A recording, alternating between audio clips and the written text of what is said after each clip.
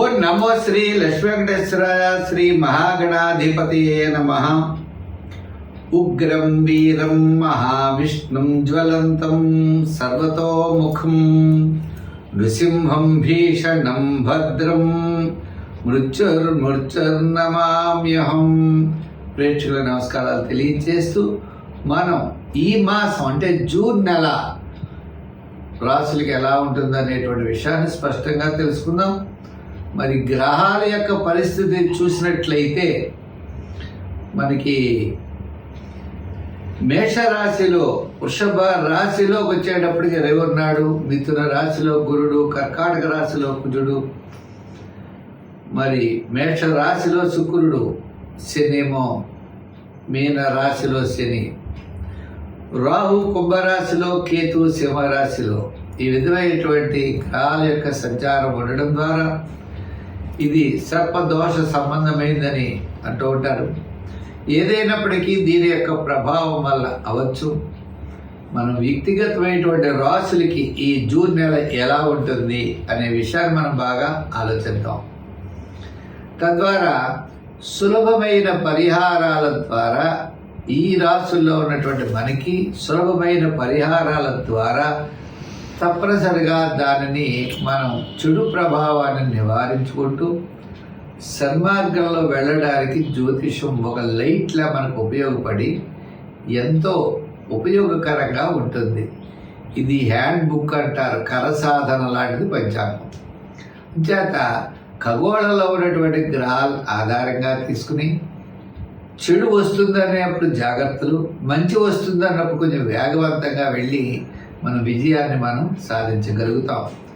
చెడు వస్తుందన్నప్పుడు ఏ సులభమైనటువంటి పరిహారాల ద్వారా దాన్ని మనం నివారించుకోవచ్చు అనే ఆలోచనతో ముందుకు వెళ్ళాలి.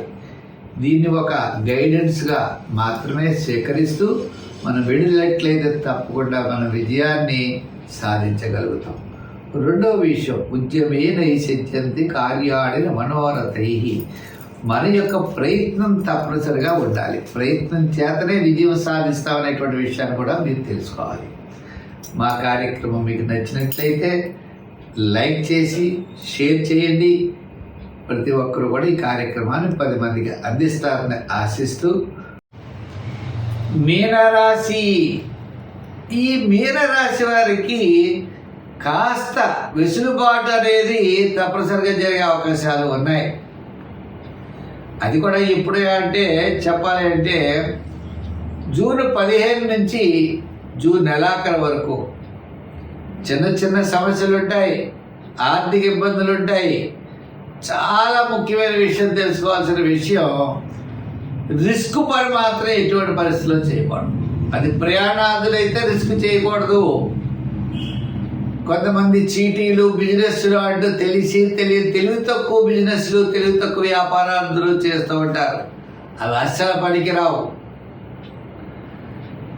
మన ఎవరో ధన సహాయం చేయండి, మీకు 5 లక్షలు ఇవ్వండి, 2 లక్షలు ఇవ్వండి, మీకు వడ్డీలు ఇస్తామంటారు. అలా కూడా డబ్బులు పోతాయి.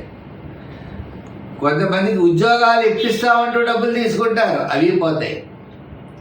ఇలా ఏ విషయాలైనా కూడా అనవసరంగా నమ్మేయడం, అనవసరంగా ముందుకు వెళ్ళిపోవడం.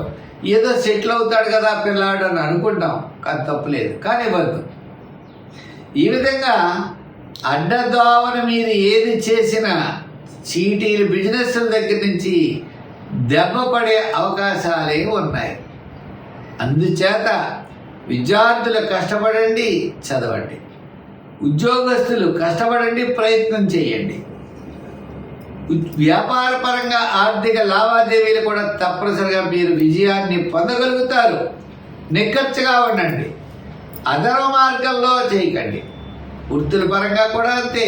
ఏదో మనం ఇలా పెడితే రాంగ్ రూట్లో పెడితే విజయం సాధిస్తాం అనుకోకండి. అపఖ్యాతి పాలైపోతారు. న్యాయవాదులు అవ్వచ్చు, వైద్యులు అవ్వచ్చు, ఎవరైనా సరే. వ్యాపారపరమైన విషయాల్లో కూడా ఇదివరకు ఏదో సరుకు కొనేవాళ్ళం, అప్పుడు 10 రూపాయలు లాభం వచ్చేది. ఇప్పుడు అటువంటి సరుకు కొనే ప్రయత్నాలు చేయకూడదు. నిజాయితీగా ఉన్నట్లయితే తప్పనిసరిగా మీకు శని భగవానుడి యొక్క అనుగ్రహం తప్పనిసరిగా ఉంటుంది.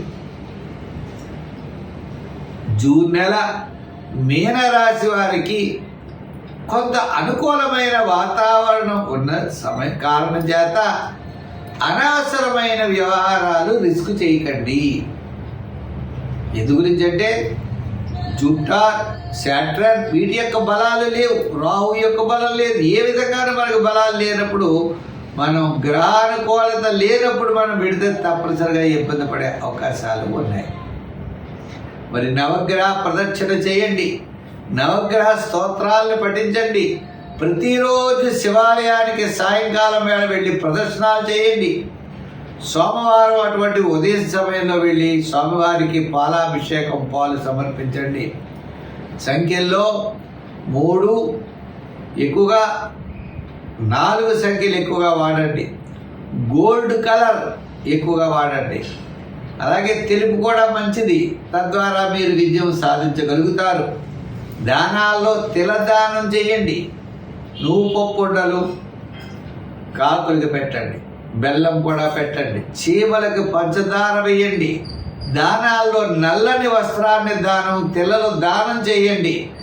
సదా శని భగవానుడి యందు కృతజ్ఞత కలిగి ఆయన ఎక్కువగా ఆరాధించండి. ఆయన స్నేహితుడైన హనుమంతుడిని కూడా పూజిస్తే తద్వారా మీరు విజయం సాధించగలుగుతారు. అవకాశం ఉన్నప్పుడు నల దమయంతుల యొక్క చరిత్ర వినండి. దాంతోపాటు మీరు కాశీలో ఉన్నటువంటి కాలభైరవాష్టకం ఉంటుంది. ఆ కాలభైరవాష్టకాన్ని కూడా రోజు వినడం ద్వారా మీకు గ్రహానుకూలత పెరిగి మైనస్లోకి వెళ్ళరు, అలా అని చెప్పి ప్లస్లోకి పెడతారని కాదు, ప్రమాదాలు మాత్రం తప్పుతాయి. అంతా కూడా ఆనందమయమైనటువంటి జీవనంతో ముందుకు వెళ్ళగలుగుతారు. స్వస్తి. ఓ నమో శ్రీ లక్ష్మీ వెంకటేశ్వర శ్రీ మహాగణాధిపతియే నమః. ఉగ్రం వీరం మహావిష్ణుం జ్వలంతం సర్వతోముఖం నృసింహం భీషణం భద్రం మృత్యుర్నమామ్యహం. ప్రేక్షకుల నమస్కారాలు తెలియజేస్తూ మనం ఈ మాసం అంటే జూన్ నెల రాశులకి ఎలా ఉంటుందనేటువంటి విషయాన్ని స్పష్టంగా తెలుసుకుందాం. మరి గ్రహాల యొక్క పరిస్థితి చూసినట్లయితే మనకి మేషరాశిలో, వృషభ రాశిలోకి వచ్చేటప్పటికి రవి ఉన్నాడు, మిథున రాశిలో గురుడు, కర్కాటక రాశిలో కుజుడు, మరి మేష రాశిలో శుక్రుడు, శనేమో మీన రాశిలో శని, రాహు కుంభరాశిలో, కేతు సింహరాశిలో. ఈ విధమైనటువంటి గ్రహాల యొక్క సంచారం ఉండడం ద్వారా ఇది సర్పదోష సంబంధమైందని అంటూ ఉంటారు. ఏదైనప్పటికీ దీని యొక్క ప్రభావం వల్ల అవచ్చు. మనం వ్యక్తిగతమైనటువంటి రాశులకి ఈ జూన్ నెల ఎలా ఉంటుంది అనే విషయాన్ని మనం బాగా ఆలోచిద్దాం.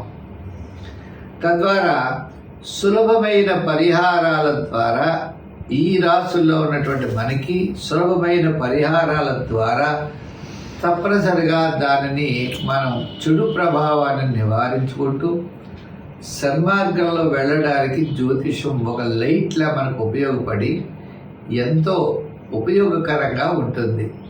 ఇది హ్యాండ్ బుక్ అంటారు, కరసాధన లాంటిది పంచాంగం. చేత ఖగోళంలో ఉన్నటువంటి గ్రహాలు ఆధారంగా తీసుకుని చెడు వస్తుందనేప్పుడు జాగ్రత్తలు, మంచి వస్తుందన్నప్పుడు కొంచెం వేగవంతంగా వెళ్ళి మన విజయాన్ని మనం సాధించగలుగుతాం. చెడు వస్తుందన్నప్పుడు ఏ సులభమైనటువంటి పరిహారాల ద్వారా దాన్ని మనం నివారించుకోవచ్చు అనే ఆలోచనతో ముందుకు వెళ్ళాలి. దీన్ని ఒక గైడెన్స్గా మాత్రమే స్వీకరిస్తూ మనం వెళ్ళినట్లయితే తప్పకుండా మన విజయాన్ని సాధించగలుగుతాం. రెండో విషయం, ఉద్యమే నైసిద్ధ్యంతి కార్యాడిన మనోరథై. మన యొక్క ప్రయత్నం తప్పనిసరిగా ఉండాలి. ప్రయత్నం చేతనే విజయం సాధిస్తామనేటువంటి విషయాన్ని కూడా మీరు తెలుసుకోవాలి. మా కార్యక్రమం మీకు నచ్చినట్లయితే లైక్ చేసి షేర్ చేయండి. ప్రతి ఒక్కరు కూడా ఈ కార్యక్రమాన్ని 10 మందికి అందిస్తారని ఆశిస్తూ